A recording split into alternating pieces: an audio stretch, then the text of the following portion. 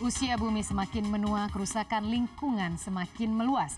Sebenarnya banyak upaya-upaya kecil yang bisa ikut meringankan beban bumi. Contohnya, apa yang dilakukan sebuah kantor di Surabaya, Jawa Timur yang membiasakan karyawannya menghemat energi, memilah sampah, dan juga melakukan kegiatan ramah lingkungan lainnya.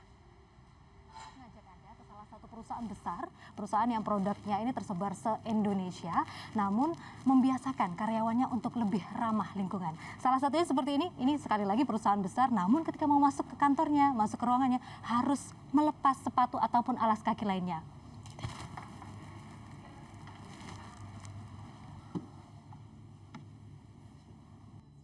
Setiap alas kaki yang digunakan keluar masuk ke dalam ruangan akan membuat karpet kotor sehingga harus dibersihkan secara berkala.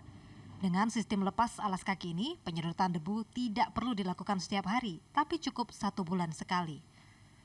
Memasuki ruangan, kaca-kaca berukuran besar tampak mencolok. Tujuannya untuk mengurangi penggunaan lampu listrik. Lampu LED hanya dinyalakan pada malam hari atau saat cuaca mendung.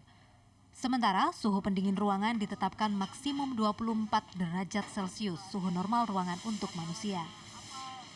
Perusahaan es krim ini menghimbau seluruh karyawannya untuk menjaga lingkungan pada lingkup kerja. Bila ada yang melanggar hingga berkali-kali, akan mendapat surat peringatan. Perangkah kita berpikir 20 tahun lagi, 30 tahun lagi, bumi ini masih bersahabat sama anak kita apa tidak? Ya, karena dalam global warming yang setahun naiknya entah berapa derajat itu, permukaan air laut juga naik. Sayur aja tidak mau tumbuh. Ya. Di kamar mandi tidak akan ditemukan saklar lampu. Lampu kamar mandi hanya akan menyala bila ada yang masuk. Lampu otomatis akan mati jika tidak ada orang di dalam kamar mandi dalam waktu 10 menit. Keran air juga menggunakan sistem sensor. Air keluar bila ada tangan atau benda di bawah keran. Sistem ini diklaim bisa menghemat penggunaan air hingga 60%. Ya, di kantor ini Anda tidak akan menemukan satu air kemasan pun karena memang dilarang untuk membawa atau membeli air kemasan di sini. Salah satu tujuannya sekali lagi adalah untuk mengurangi sampah plastik. Nah, kompensasinya di setiap sudut ruangan kita akan menemukan keran air yang siap minum. Jadi sumber airnya juga sebenarnya berasal dari PDAM, namun perusahaan ini memiliki pengolahan air secara mandiri. Yang kualitas airnya ini adalah sudah layak minum. Rasanya seperti apa ya?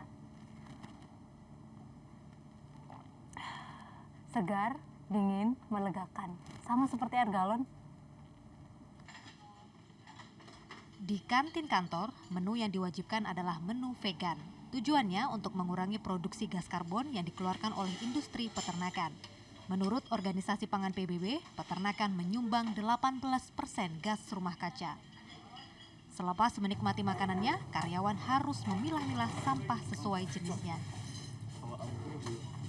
Ini biasanya CCTV itu di tempat-tempat penting ya. Nah, ini pentingnya adalah ini CCTV di depan tempat sampah.